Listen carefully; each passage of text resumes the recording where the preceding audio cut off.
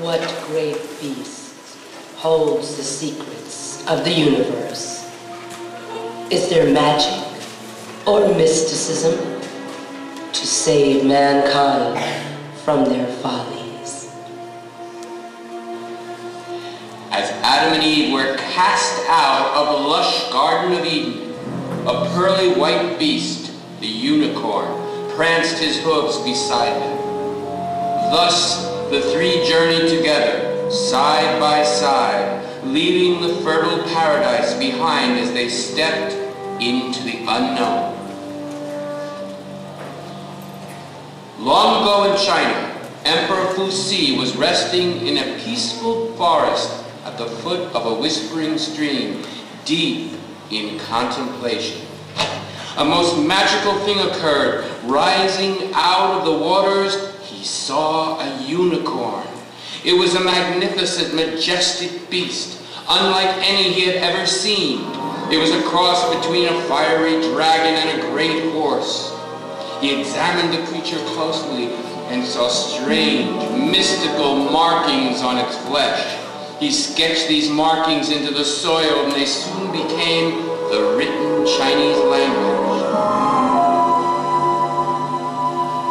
Genghis Khan, having conquered many different parts of the world, was now power-hungry for India. He and his army, who were following close behind, prepared to begin their invasion when suddenly a unicorn crossed their path. The unicorn bowed its head to the great leader, and Genghis Khan, taking this as a sign, called off his men. He believed the unicorn had conveyed a message to leave India and halt the attack. Thus was India saved from war and devastation. Deep in the woods, a fierce hunt was taking place. Two hunters were trying to capture a unicorn, believed to be a beast of magical powers. It was a most difficult task, as the unicorn was said only to be tamed by a maiden, pure of heart, body, mind, and soul. The hunters brought such a maiden to an open grassy glade, hoping that her untainted heart would tame the wild beast. Sure enough, the unicorn shyly circled the girl and lay his head in her lap. Enchanted by her beautiful soul, the hunters closed in on the horse-like creature.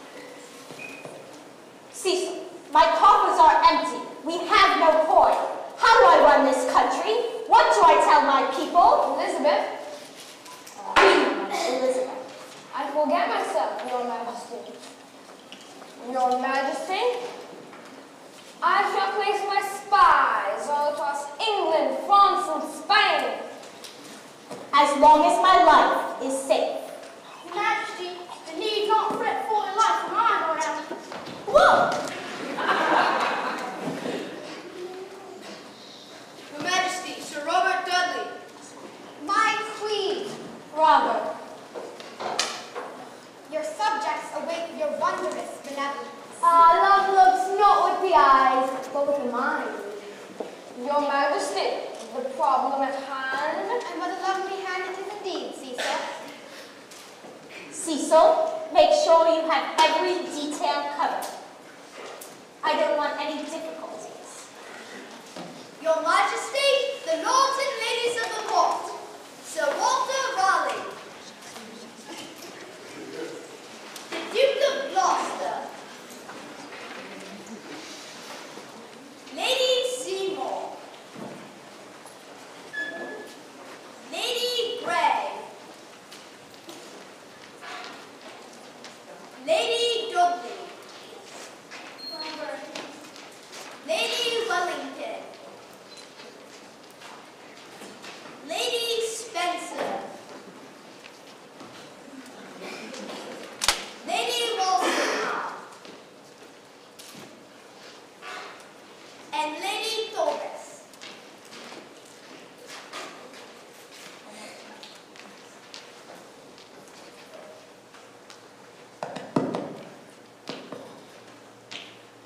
My queen, the flowers from my country's seat. They beg that you may grace us with your presence this night. Thank you. Perhaps the court will pay a visit. Your Majesty, a notice from the natives of the New World. Your graciousness in funding my expeditions has allowed me to obtain this treasure and many more. Of course, I always save the best for you. How very gracious of you, Sir Walter Raleigh. Your timing is impeccable as always. W.